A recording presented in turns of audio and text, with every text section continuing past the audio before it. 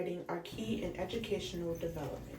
Early literacy development is important as it lays the foundation for learning. It influences a child's ability to think, reason, and understand. Hampton University Child Development Center lays this foundation. Dr. Joy L. Hernandez serves as the center's director. Dr. Hernandez specializes in early childhood education.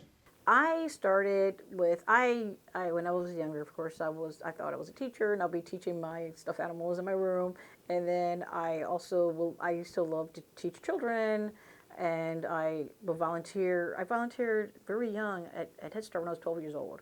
So I did volunteering. I loved it, and I always wanted to do something with children.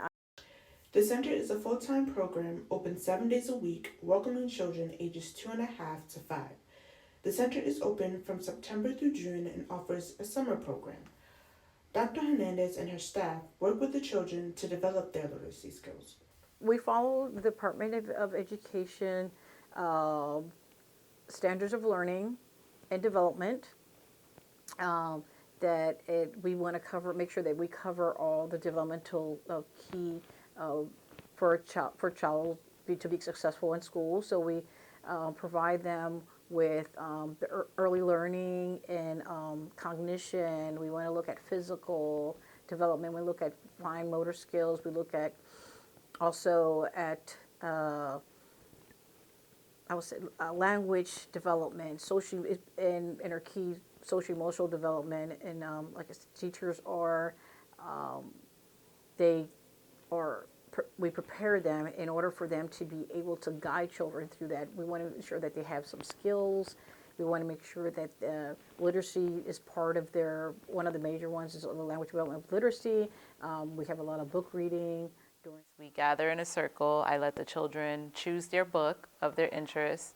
And then as I'm reading the book, I allow interactive reading. So the children would go to the different centers that is relating to the book and almost act out as if they're the characters. And it is important at their age because their attention spans are still developing. It helps them to be creative. It promotes social emotional learning. And it also builds a relationship not only with each other as a classroom community, it also builds their relationship with books, which would promote literacy as they go on throughout their years. Although the Children Development Center emphasizes child literacy, new studies signal a shift.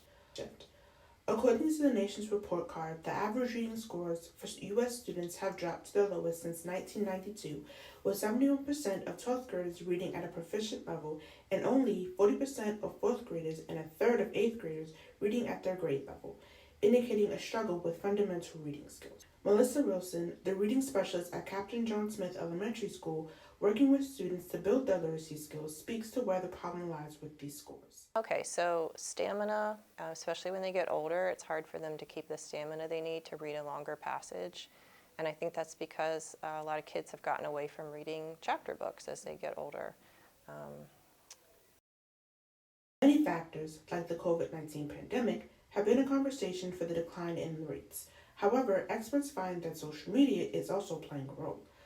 Dr. Pamela Mason, a Harvard graduate professor who works to develop children's literacy skills, weighs in on why social media may be the problem. I think there are a lot of factors in declining literacy rates. I know that in the popular press and in some of the research, we are seeing that using social media, it's taking away from the time. According to Backlingo, the average person's screen time is 6 hours and 38 minutes, with 2 hours and 23 minutes being dedicated to social media. So there are only 24 hours in the day. So how are you going to spend your 24 hours in the day? And if you are on social media that is only about images, then that's taking away from the time that you would interact with print in words. The platform's algorithm is designed to be highly addictive. The short and fast-paced content gives way to short attention spans and addiction. It also encourages procrastination and increased cognitive control. TikTok is like, you see a video and it's so short and it's so rapid and everything's there, right? So the problem with that is that children want things quick, rapid, right away now because they're so used to, like their brain is in tune of looking at those videos and it's done right away. Sometimes that patience and that self-regulation is a little bit out of control because if they have, let's say if you're talking about bears and they already saw a video of bears, Bell on TikTok real quick, they want to hurry up and go through it real quick because they want the answers right away. Everything, they just want to hurry up and get it done. No.